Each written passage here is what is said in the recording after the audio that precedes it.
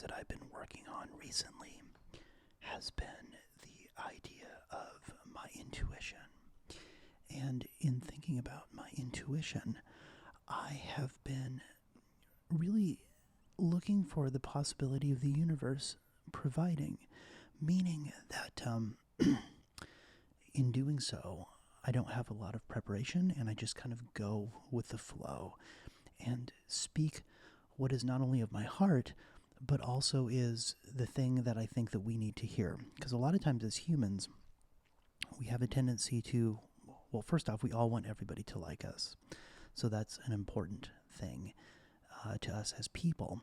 And then the second thing along with that is we want to please people. And sometimes the answers that the universe and the energy around us provide aren't exactly what we wanted to hear.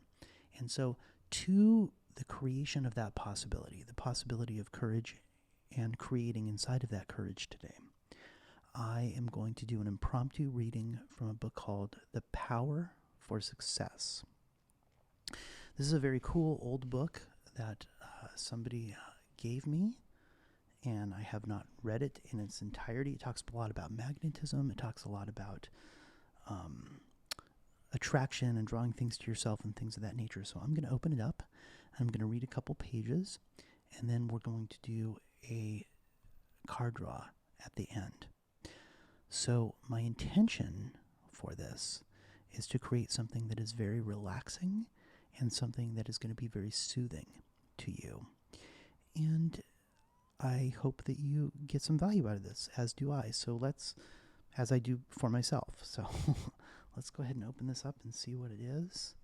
I see something called Personal Possibilities, which is a pretty good one. Probably won't read the whole chapter, but let's actually start with this. Okay, so it's going to be the third lesson. Our word success is defined as a happy issue, a favorable or prosperous termination of anything attempted, a termination which answers the purpose intended, a preposterous or adventurous issue.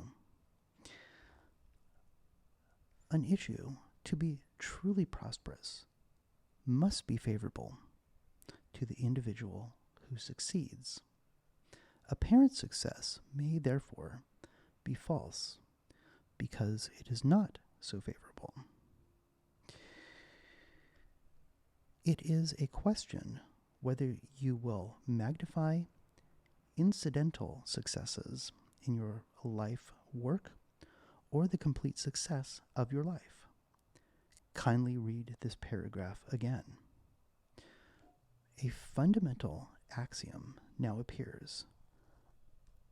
Nothing is success which does not develop selfhood towards its best.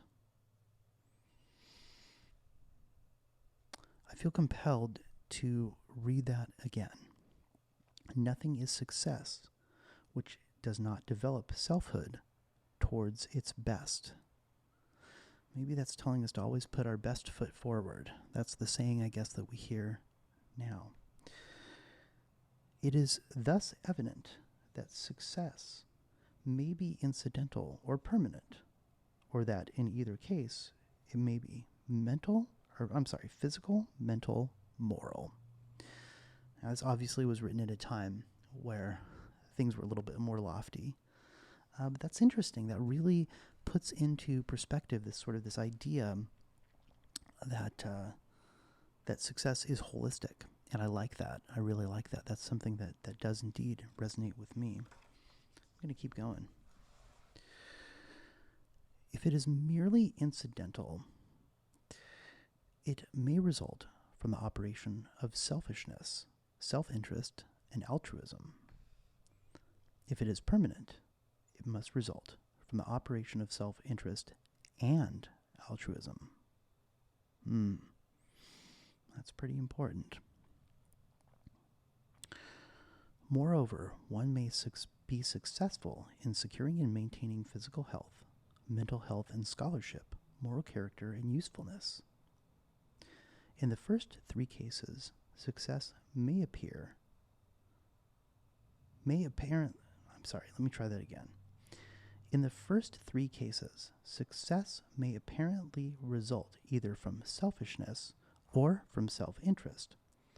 In the last case, it must result from self-interest and altruism. We now take a step further.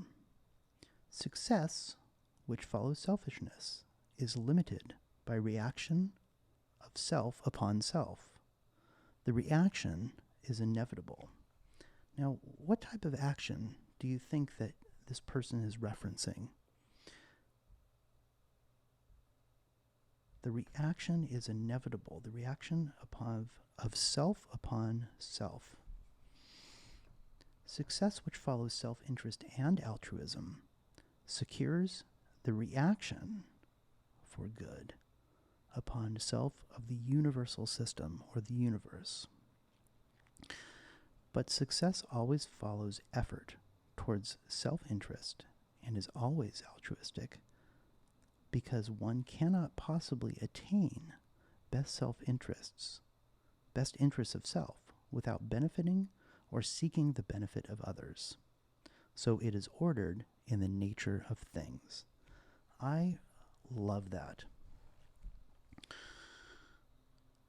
I'm going to read it again, and this time I'm going to be thinking about how I can put this particular paragraph into my life. But success, which follows effort towards self-interest, is always altruistic. Because one cannot possibly attain best interest of self without benefiting or seeking the benefit of others, like creating value in the world, it is so ordered in the nature of things. So from this perspective, I mean, these guys, they came from, a capitalist society. They came from a place where, I have a feeling that success in this particular context has a lot to do with money, magnetism. I mean, it's really the big three, right? It's relationships, health, and money. And so while these guys, they were taking something that was implicit and making it explicit.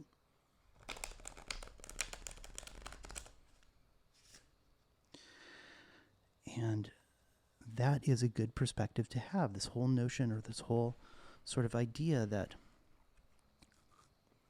success, we need others, and that we need power with others. We need value from others. So that's going to be just the quick reading today. I was a little stumbly, but again, intuition is what I'm working on and letting things flow through me. So I do work in IT, and it's a Monday morning, so it's very, very busy. That's the time. Again, no excuses. No excuses. This is what we're doing now, and so I found that when I am doing what I'm going to do, and I'm 100% in it, that's really, really where I need to be. So today I'm going to do a 2-card pull for you. Be thinking about a question right now and ask yourself, what do you want the cards to tell you today? I chose 2 random cards, and depending on your question, let's see what we can come up with for an answer. The first card is the Ace of Swords. Let's take a look at the Ace of Swords. We have what appears to be 2 crescent moons here, this complete sword going up to almost the crown of a head. I see lots of blue, which is azure, which is the color of royalty. Let's see. So the Ace of Swords, really in a general sense, means mindful activities. So you're thinking about the things that you're doing. And this is a good balance and a good counterbalance to what I was talking about intuition. So part of intuition is talking and thinking and putting in plans into action by doing the things that you need to do. So in other words, to shoot this video for you this morning, I needed to put up the light ring, I needed to put up the computer, I needed to put up the camera, and getting that there. So in a sense, I was very mindful of that. However, what the cards say and what I was going to read, I really had no idea.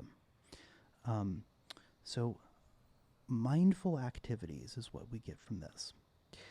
And the light side of that, or the positive side of that, is objectivity. Being able to think about things objectively, right? So the shadow to that would be subjective thinking, which could mean be anger and restlessness and that sort of thing. So overall, the Ace of Swords, the quality is to build firm ideas. So it's mindfulness, mindful activities, and building upon those ideas, just like what me and you are doing right here, right now. I mean, this is just me and you. Okay, so that's the first one. So mindful activities. Okay, the second card is the Queen of Discs.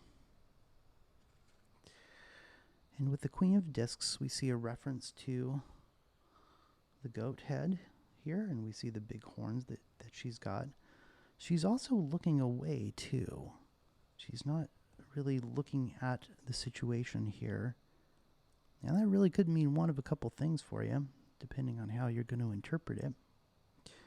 She's also kind of encased in what looks like to be a plant here. And then I know it's going to be really hard to see, but these are palm trees out here.